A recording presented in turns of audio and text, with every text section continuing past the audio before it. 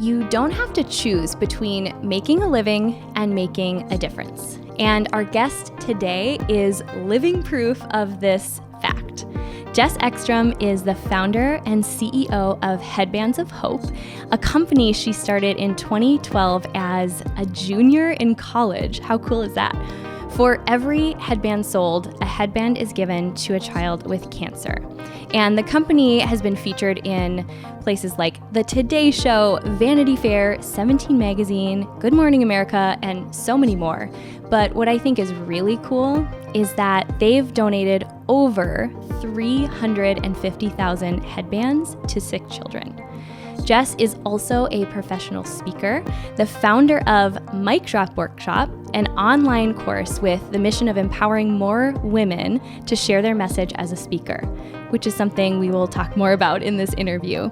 This was seriously such a fun conversation, and we talked all about the inevitable ups and downs of entrepreneurship, the power of optimism to make the world around you a better place, and her new book on that exact topic called Chasing the Bright Side, which is available now. This is like the week it launched. It's so exciting. And to celebrate her book launch, I'm going to be giving away 3 copies of her new book. So make sure you listen all the way to the end for how you can win a copy of your very own. So if you're ready, let's do this.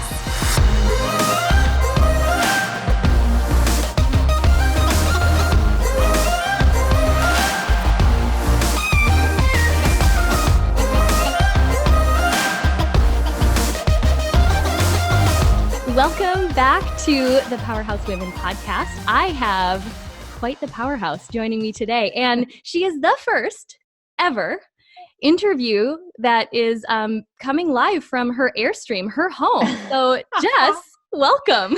Man, I've worked my whole life for this honor to be the first Airstream interview you've ever had. It is such an honor. Thank you, Lindsay. Truly, we are making history here, ladies and ladies.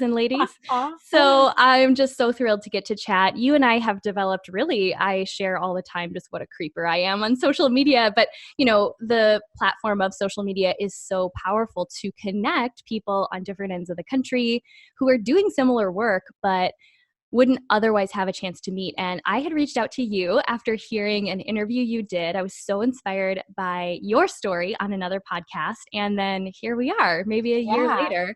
Well, you're one of those people that I like. When I talk to you, I can't believe I haven't actually met you yet because I feel like I know you. And totally. So I can't wait for the day that I can just hug you in person. Oh, same, sister. Well, I am a hugger. You've been warned. So you said the magic. I'm here for it. I'm here for it.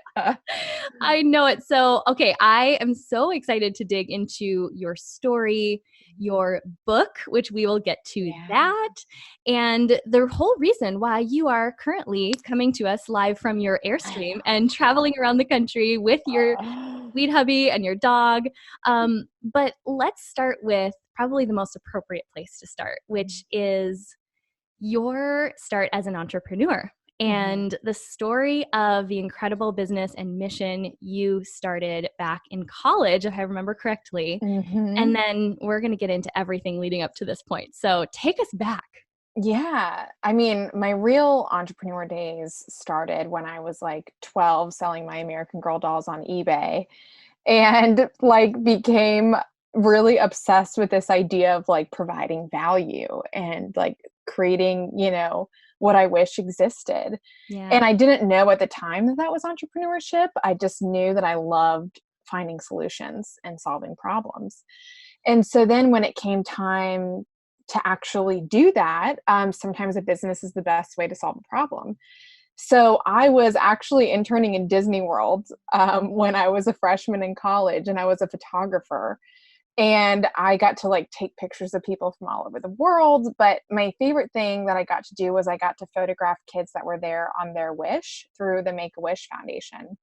And if anyone is unfamiliar, Make-A-Wish is an awesome organization, and they grant wishes to kids with life-threatening illnesses. So going to Disney World was the most popular wish among Make-A-Wish kids. I just fell in love with the organization, and I got back to school my sophomore year, and I interned at Make-A-Wish. And I would see a lot of kids that were like losing their hair, and they'd be offered a wig or they'd be given a hat. And a lot of them weren't really concerned with covering up their heads. They just wanted something where they could feel good about themselves. And I saw them wearing headbands instead, but no one was giving that. And I realized that was a connection that hadn't really been made yet.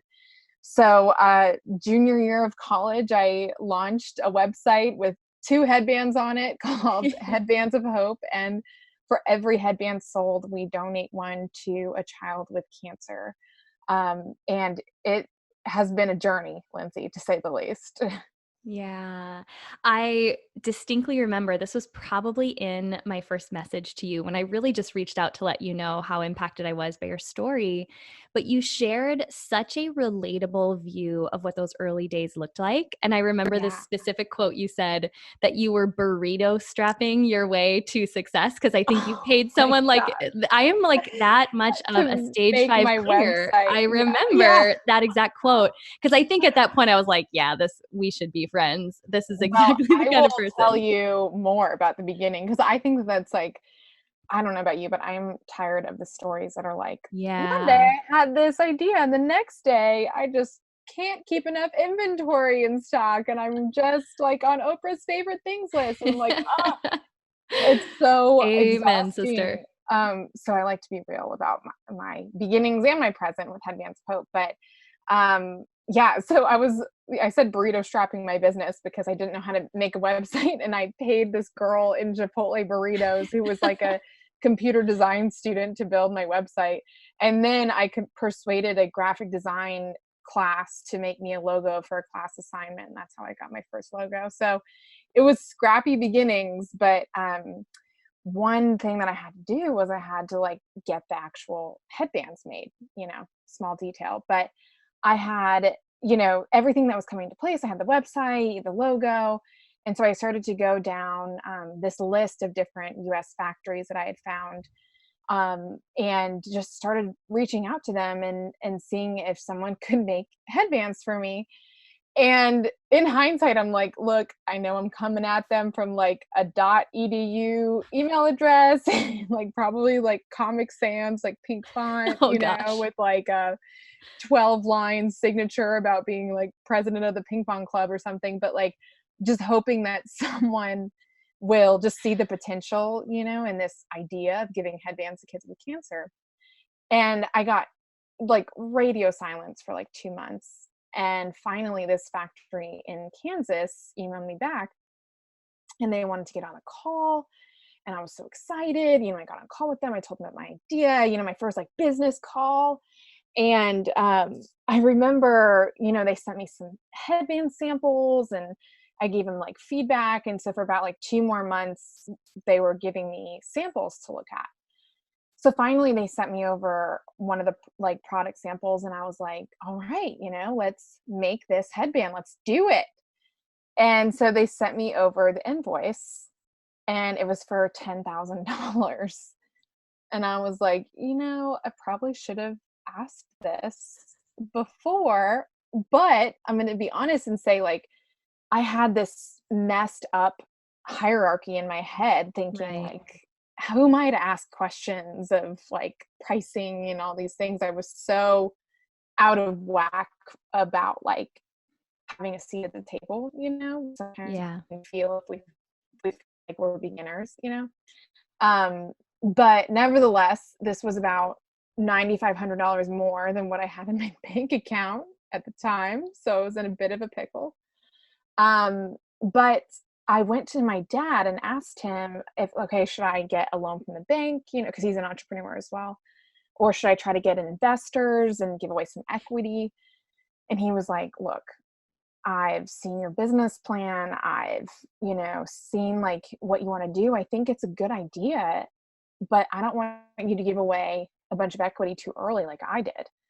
So I will front you the $10,000, which was huge, and you can pay me back when the business makes money. Like I'll be, your first investor. And I recognize like the immense privilege, financially and emotionally that came from. Like, I was just so excited that he believed in this idea. And so I ran to the bank and I had my like printed out wiring instructions, wired this factory $10,000 for my dad, and I never heard from them again. Oh, Yeah. It was like one of those moments where I just thought, like, who am I to be doing this right yeah. now? Like, what did I think that I was like capable of? And I think sometimes when we want something so bad and we like plug it into this like internal GPS in our head, it spits out this like one way you're supposed to get there. Right. But then when that one way doesn't work, you think that the whole thing like doesn't work. And I realized, like, if you really believe in that end destination, there will like always be another way to get to where you want to Mm. go. If you believe in that end destination enough. But that was the beginning of Headbands of Hope for me. You might see like some of the milestones that we've had, but I think it's important to be transparent about like just the rough roads that are just a normal part of the process. Right. I love how you put that, such a normal part. And like you framed it in the beginning, not often the part that you're seeing on social media or hearing about in the news when people are having their wins. Even Mm-hmm. though I know you've shared this story, and you're very, very open with sharing it, it's so important to know. And speaking to those women who might be listening that are at the beginning, you're in the burrito strapping phase. Mm-hmm. Maybe that was like your biggest takeaway, is to try and get someone to build you a website with some Chipotle burritos. Yes, But to exactly. realize that those roadblocks do come, or the hits that make you question, man, can I keep doing this? Do I have what it takes? So, Mm-hmm. what was it that then pulled you out of that? Was it the realization that there's got to be another way? Or what was it that had you keep going because you did and you created something incredible? Well, I remember going to bed, and I don't know if you're like me, but like when I go to bed, I close my eyes and I think of like every mistake I've ever made in my life. Oh, I yeah. like run through like my worst moments. And so I'm like thinking about this, and I thought to myself, I'm like, this isn't about the embarrassment of failure. I can handle that. This is more about like a need not being met. I like to think of like the best businesses like having an itch. When you have an itch, you scratch it. So kids not feeling good about themselves after losing their hair, that was my itch. Headbands of Hope, which provides headbands to kids with hair loss, was my scratch. That was my solution. Mm, So I couldn't live with like the itch not being scratched. That was what was bugging me so much. So I remember I got up and I got a $300 grant that my school was giving to students who were starting businesses. Mind you, I lost 10,000, but $300 was the starting point. And I bought these two headbands from this supplier in Bismarck, North Dakota. Felt bad for me.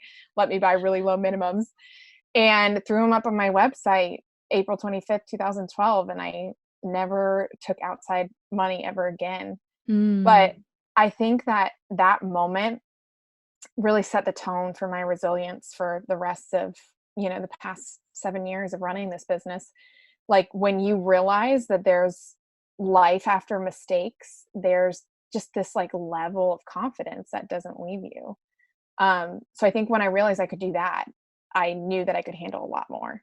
yeah. Oh gosh, that just gives me chills. And I know that's going to speak life into so many dreams of people listening. I would love to hear, kind of then fast forward to, was there a moment where you got to see the impact of your resilience firsthand, where you got to see the impact that your product and your company model was making on the lives of these children that you wanted to impact? Did you have a moment like that where it just made it all come full circle? Yeah, I remember when I first started Headbands of Hope, there was, and it wasn't, it was very slow. Let's just say that, like, whatever was from my mom, like my was from my grandpa, like after he called me to figure out how to work the website. And so I wasn't really sure. I'm like, is this working? And then I got a letter from this mother whose daughter is being treated at like Children's Hospital Los Angeles. And she said that her daughter it was in remission, but her hair still hasn't grown back yet. And she was supposed to go to kindergarten. She didn't want to go because she thought everyone would think that she was a boy. But then she got her headband in the hospital that day.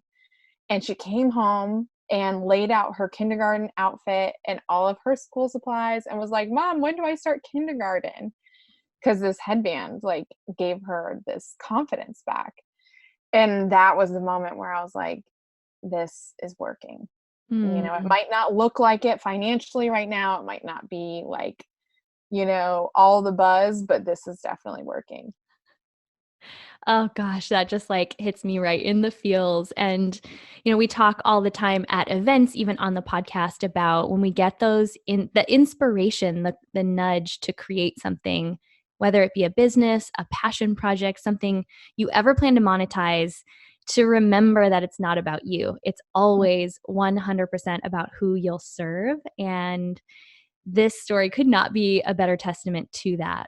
And if we fast forward all the way to, I believe, just a few days ago, obviously skipping over a ton, but to have the experience that you just had getting onto QVC, Yes. which is not an easy feat. Oh my gosh. What did the process look like to even get your company, your products onto QVC? And then what did it feel like to actually stand under those lights? And I know you had some huge success with the debut. I still haven't slept since we were on QVC a few days ago. You look great. Oh, thank you.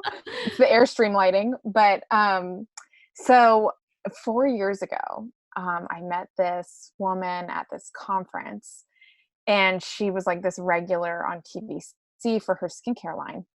And I asked her, I was like, oh, that's fascinating. Like, how does a brand get on QVC? And she said, well, what's your product? And I said, oh, we do headbands. We give away headbands to kids with cancer.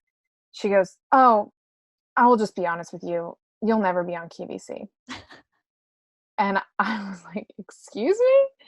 And she goes, yeah, it's not proprietary enough. Like, it won't happen. And I'll be honest, Lindsay, like for a long time, I believed her, like we sometimes let people take the wheel like of our thoughts. And I said, well, clearly she's been on QVC, she knows. And I believed her. And so I kind of let it go. But then about a year ago, my team was at this trade show in Atlanta where like stores and brands come and pick their products.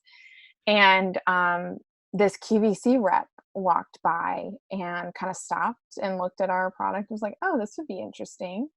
And so my employee got her card, and it was kind of one of those things where we were like trying not to get excited. We were like, Sure. Okay, she's probably just being nice and wants to buy some for like her friends.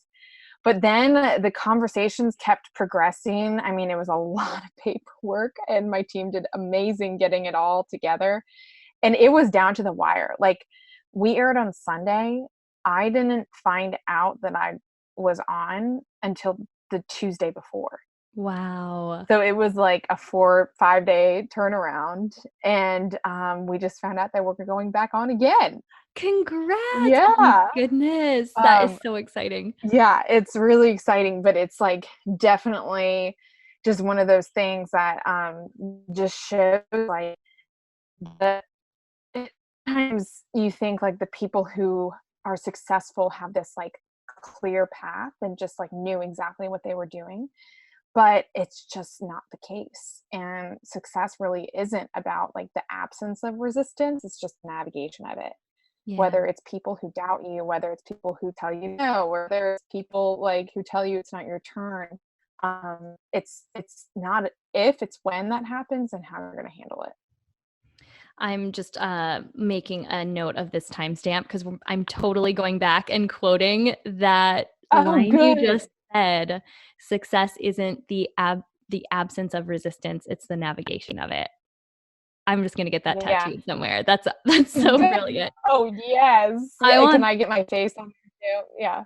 Totally. Yes, we can arrange that. But I really want to make sure people heard that, because that's a big reason this show exists, to be able to share some of these stories behind the highlights that we see and that tend to catch our attention, because everyone's journey is filled with ups and downs. And I love when people like you, who are having a season of wins, some really exciting things are happening in your world, and to hear that you are just like every single one of the people listening. And that gives so much permission for the woman who's at the start of her journey to keep going. So thank you just for the way that you show up. Oh, absolutely. I think it was a message I needed to hear when Yeah. I was walking through. And let me just say, I still get, I'm in a season of wins right now, but that doesn't mean that each win isn't coupled with a bunch of like, we'll pass for now, or like, Right. thanks, but no thanks.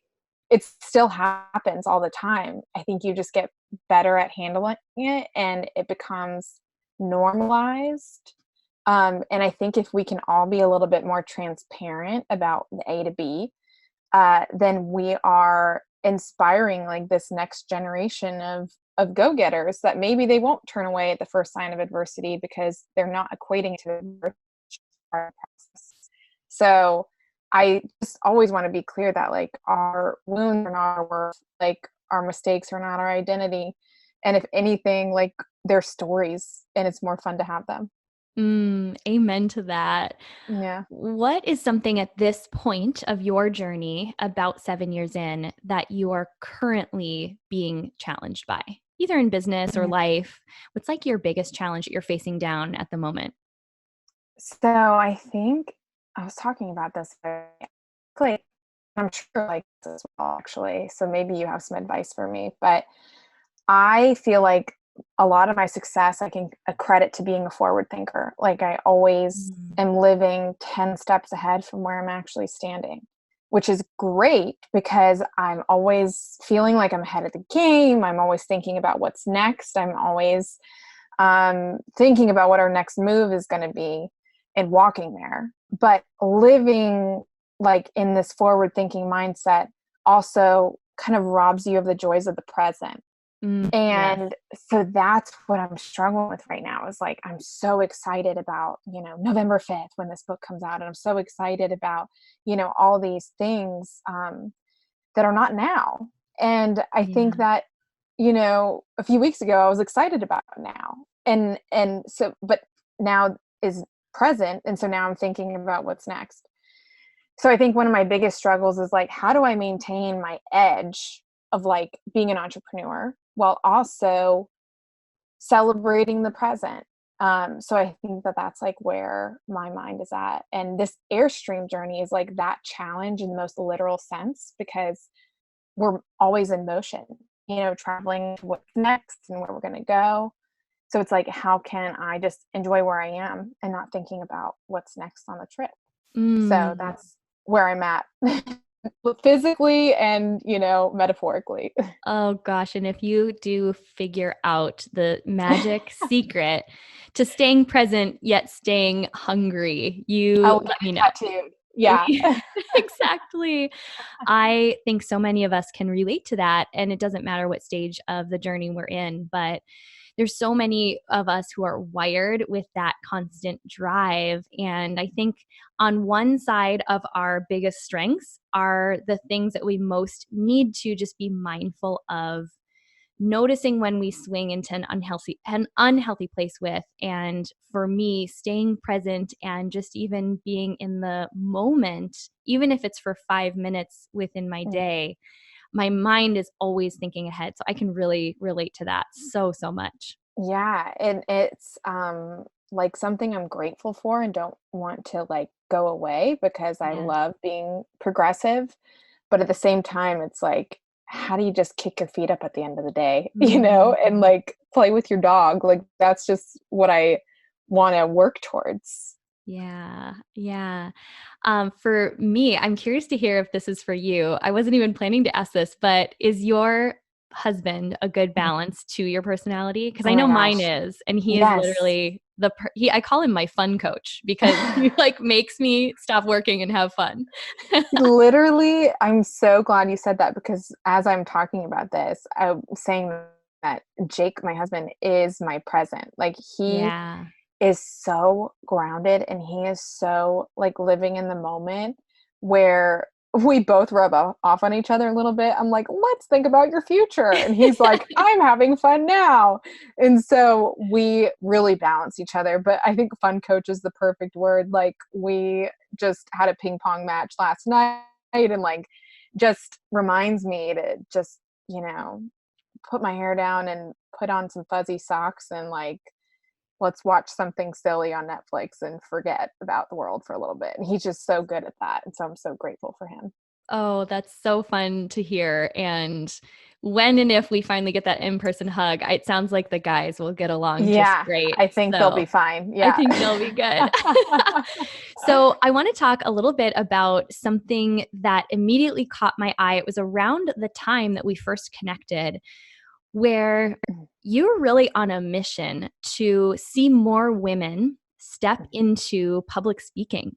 So we're kind of going to take a pivot here because obviously you've built this incredible business and so many people want to hear the story of that. So you are being featured on more stages, getting more opportunities to speak. Talk a little bit about what you noticed about the diversity or lack thereof of speakers and why you were inspired to create something for women who wanted to step into that bigger calling.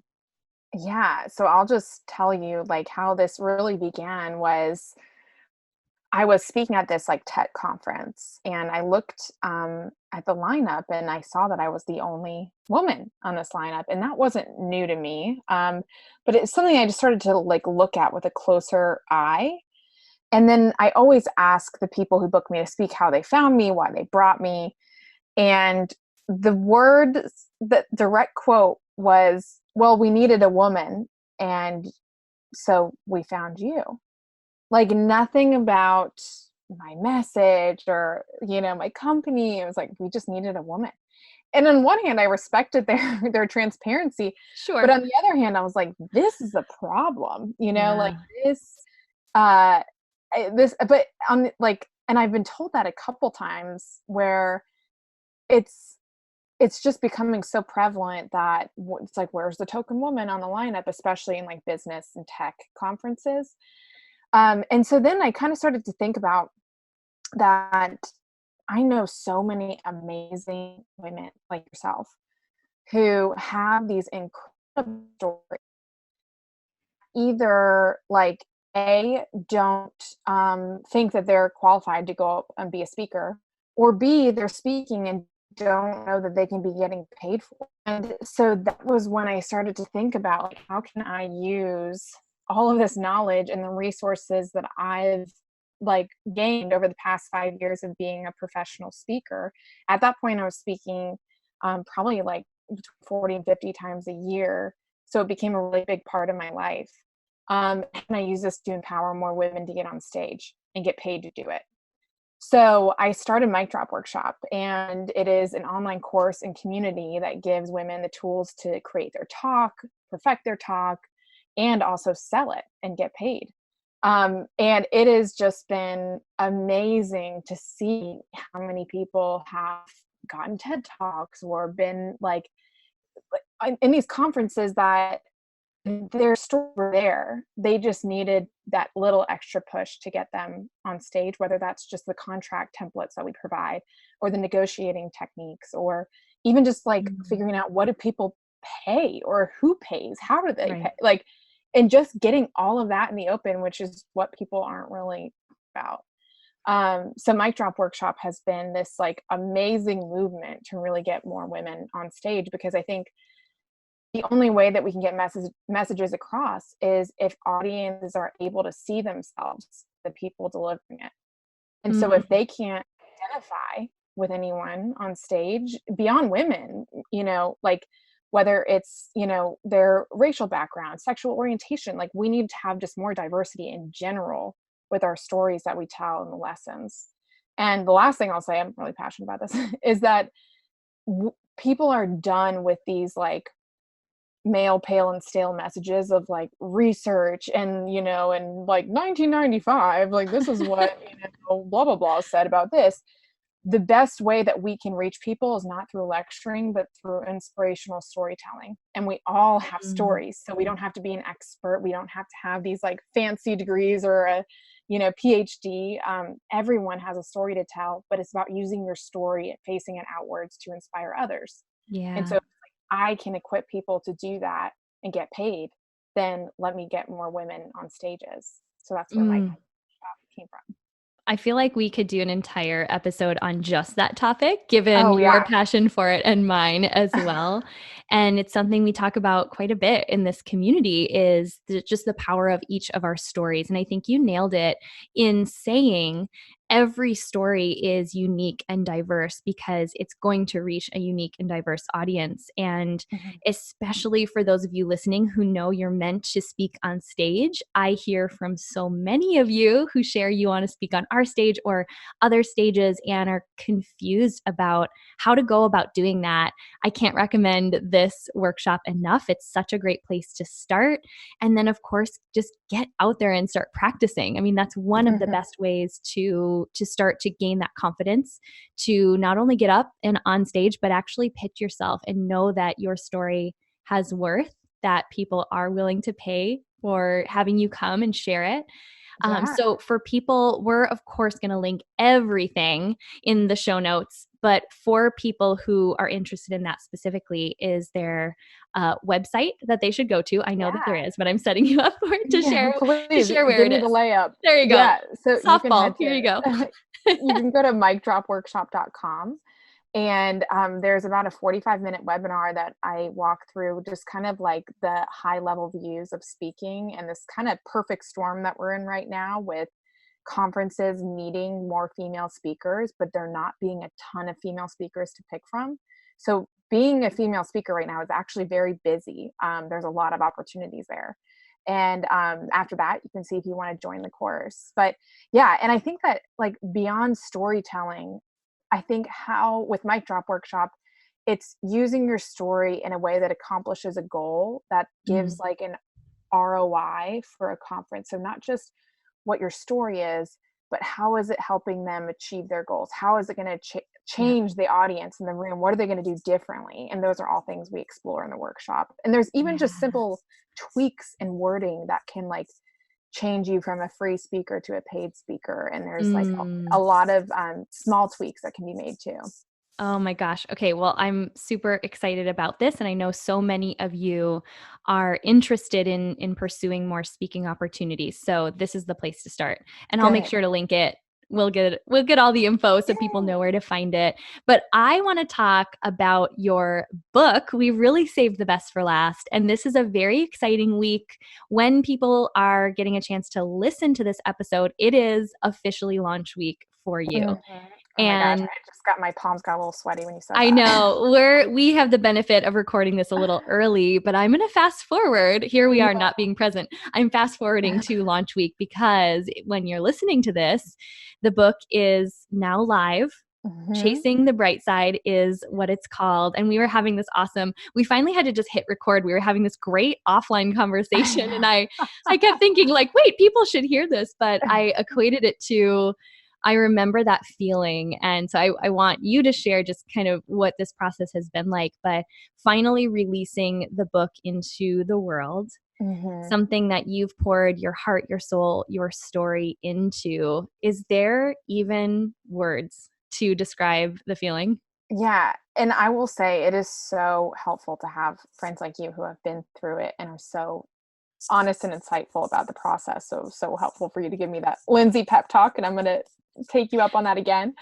I think like I had this fear, of when you write a book, you're just kind of alone with your own thoughts. You're in the coffee shop, da, da, da. I'm like, here I am talking about my first period. And then like all of a sudden you realize, oh my gosh, people are going to read this. I was just kind of on my fourth latte, just like going to town. And now here we are.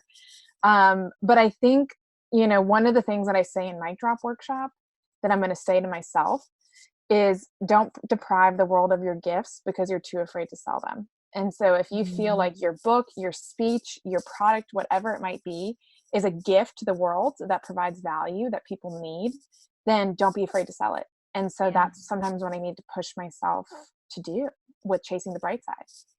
Yeah. Oh my gosh, I can like just go right back. And it's funny that you draw that comparison, because one of the biggest fears for me before the book was released was the thought of someone else actually reading it. And I know we were talking Mhm. a little bit about that.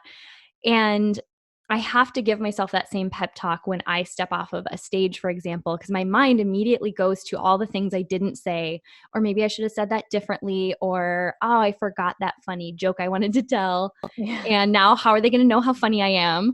Right? And I have this practice where I have to just like release. I have to release my expectations, what I went in wanting for myself, and trust that whatever I said was exactly what the audience needed to hear, even if it was just one person.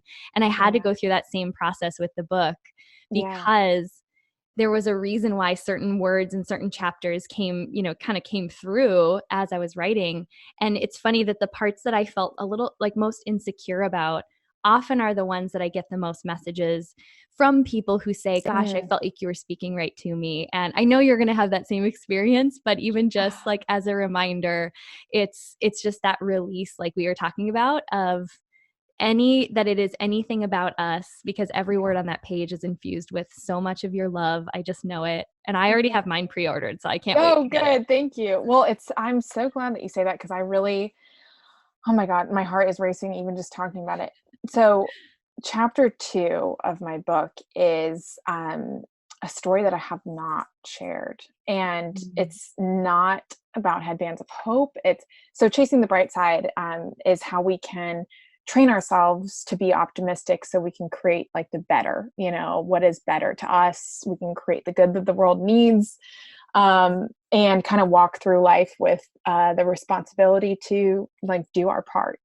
Yeah. But it really, that belief didn't start for me with Headbands of Hope. It started with this experience that I had in high school where my family was involved in this international scandal. I'll say that like one of those things that happens to you where you're like, that if you read about it, you would think would never happen to you. You would just like put yourself in this box that's like, that sucks. Never going to happen to me though. Yeah. And that was like, that happened to me. And it's something that I've like kept in this closet for so long, trying to separate myself from this situation that like almost everyone knows about, but doesn't know that I am linked to it. And I put it in this book, and it was a big decision, and I talked to all my family about it to make sure that everyone was okay. And it's like something that I know is going to be like one of the most powerful parts of the book, but also one of the hardest ones to write. And when I was recording the audiobook for it, I started to cry like as I was reading it because you're reliving it. And they asked me at the end, they were like, "Do you want to do it again?" And I was like, "No, I don't want to do it again. I think I want to just keep that as is because that was real to me. Like, Yeah. that was what I felt reliving it." And so it's just like the thought of that going out there is something that is so like I can't even wrap my head around it. But then I'm also just so excited for that to just be free. Like you said, just like let it Yeah. go. It's not mine anymore. Put it in the universe. And maybe that'll help someone else who was rattled by something in their life. And so, like, Yeah. your approach and your mindset is really helping me through this. Optimists unite. Absolutely. But I think it's such an important point to underline for everyone listening as well, that, and of course, you always have the choice what parts of your story you feel ready to share. Hmm. But I know for myself, I always wanted back when I was still so much in my own way, I wanted to have like this pretty picture to share. I thought I had to like be at the end point of my journey and have this huge success. And the truth is, all people wanted to hear from me were the things they could relate most to. And that was my struggles. Mm-hmm. And that's the most vulnerable thing to share. But like you said, it strips away the power when we can just be real about how not together our lives are and how beautifully imperfect they are, and even Mm-hmm. just how we find joy within the mess of that, because Yeah. everyone's life is messy in its own way, right? We all have our own levels of that. So I love the theme of optimism. I want to dive a little bit deeper into that, because optimism is this funny thing. I've always, my husband even like calls me polypositive. Like I'm the annoying person when like something's going wrong. I'm like, well, let's think about this and that. Yeah. But it's interesting. We were having a conversation with his brother, who is a police officer and literally looks at the world in a completely different way. He's always looking for the worst case scenario because he kind of has to for his job, Yeah. to be good at his job. And it had me think about like, man, am I living in this sheltered world? It's not like I don't know that there are things to be less than optimistic about. But I always come back to what's true for me is the one thing I have control of is my attitude, my outlook. So I would love to hear from you, just the Mhm. woman writing about optimism. What inspired that as the context for the book? Mhm. I'm so glad that you asked, because I think I don't want this book to feel or perceive as a positivity pledge where I'm just gonna Right. tell you to like add sprinkles and, drink more water and like Dip it in meditate glitter. lights. Yeah. Like I think that optimism is actually pretty complex, and it has this positive connotation, but really when we need it most are in times where it's not so positive. Yeah. When I started Headbands of Hope, I got well, I was at Make-A-Wish, and I was working with this girl who wanted to go to Disney World to meet Sleeping Beauty, and unfortunately, she was too sick to go, and so I ended up going to her house dressed as Sleeping Beauty and tried to make her wish come true. And it was like this one of the most real experiences I've ever had, being in the presence of like something like that, and seeing her and her family, and like and trying to be there for them. And it was one of those things that was so emotionally challenging, but it taught me this lesson that hard times can either be the excuse as to why we do less, or they can be the reason as to why we do more. And Mhm. I think that sometimes we use the excuse out of fear, where we don't want to like put ourselves in any uncomfortable position, or we don't want to fail. But when we choose hard times as the reason to do more, we're choosing optimism. When you think about any great revolution, change, advancement, whether that's Me Too or whether that's civil rights, whatever it might be, none of those amazing things happened when times were good. They all came out of times of pain. But the people behind those movements were optimists. They're like, how can we achieve better? And so that's what optimism is really about, is not about like jumping to your happy place or not feeling what you feel, but this belief in better, and I can be the one to change it.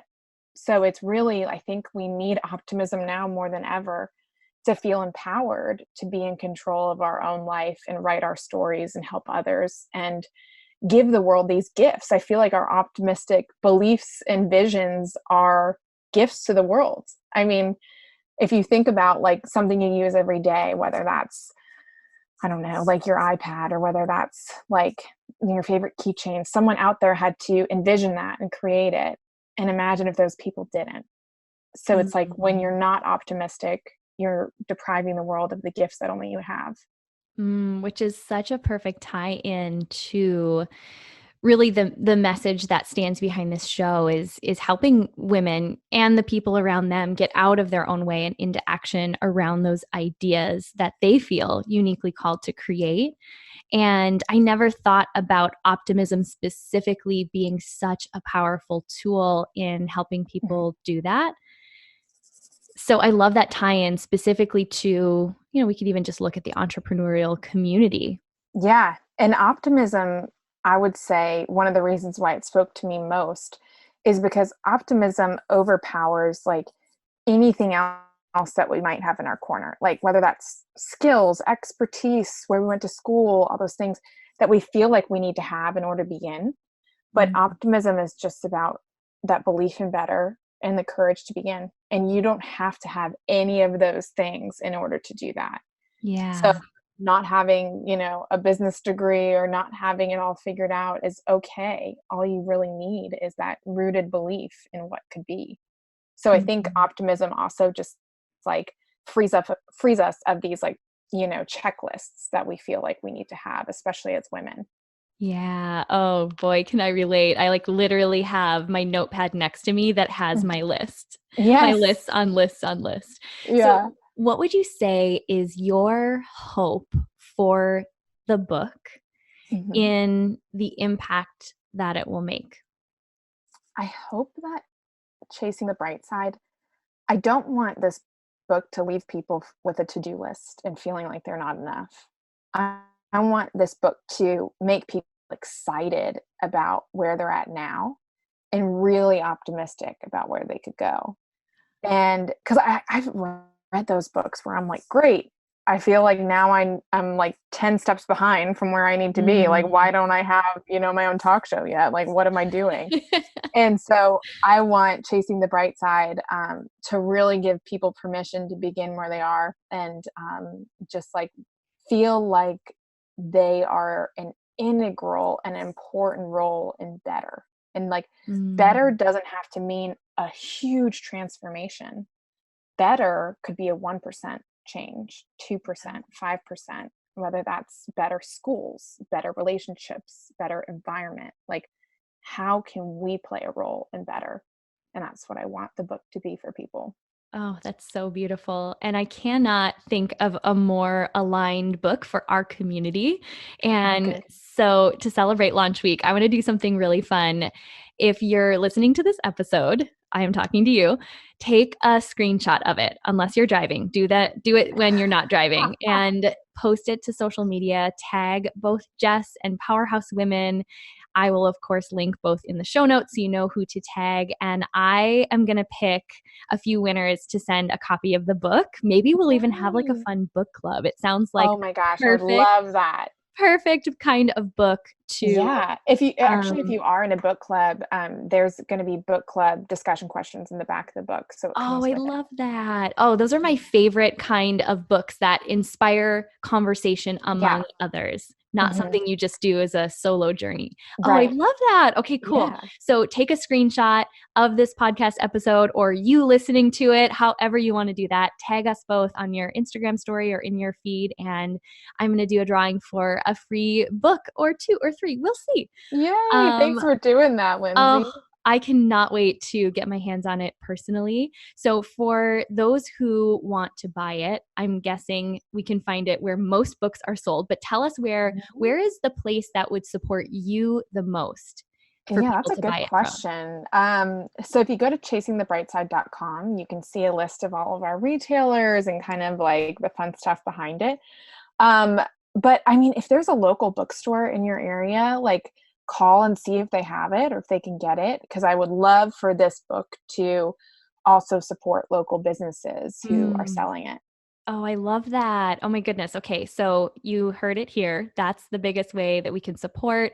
And then of course, if you love it, which we know you will, even taking the time to write a review on Amazon, those little things to an author, I never knew that it made such a big difference, but it makes all the difference in just helping this message to get out there. So same thing. If you leave a review on Amazon, if you want to take a screenshot and send it and just send it to Jess. Let her know you're supporting Yay! her. Oh I my gosh, know I that would would mean so love to much. hear from you. Yeah, Amazon Yeah. Goodreads is also really helpful as well. That's something I'm Awesome. discovering. So yeah, I really, really appreciate it. Oh gosh, I cannot wait to read it. Okay, so Chasing the Bright Side is Yes. the name of the book. We're going to link all of this. You know that. So as we start to wind this down, although I feel like it's winding me up, if that makes sense. Like now Me too. I'm I'm like, excited to let's go up. go. Brew some Seriously. coffee. Let's go through the night. That's probably what happened. I had too much coffee today. But Story of my life. we always end the show with just a reminder for our audience. And really this community, this podcast exists for two reasons. One, to remind women that we are not meant to do this alone. And also to encourage, to inspire the women listening to get out of their own way into action around their unique ideas. So from your story, if you had just one message to share with the next generation of women who are going to, we know they're going to change the world through their ideas, through the things that they pursue, and you had just one message to give, to leave them, to give them that inspiration, the encouragement, just to take the very next step, what would you say? I would say the one thing to keep in mind, I have a few things, but I'm going to pick one, is failure will always feel better than regret. Ooh. Okay, that's my So next tattoo. that one I think about all the time when I feel like that cement feet, when you're like, oh, I want to go apply for this. I want to do this, but what if? But like nothing is more haunting than I wish I had. Like, funny quick story. Did you ever watch a show All That when you were a kid on Yes, we are Nickelodeon? dating ourselves Okay. now, and yes, I did. Yes, I did. So All That. I went to the All That concert. That's how cool I was. And they had this tent at the concert that you could like go and film and like audition for the show. I ended up waiting in line for 3 hours to audition for this show, missed the entire concert.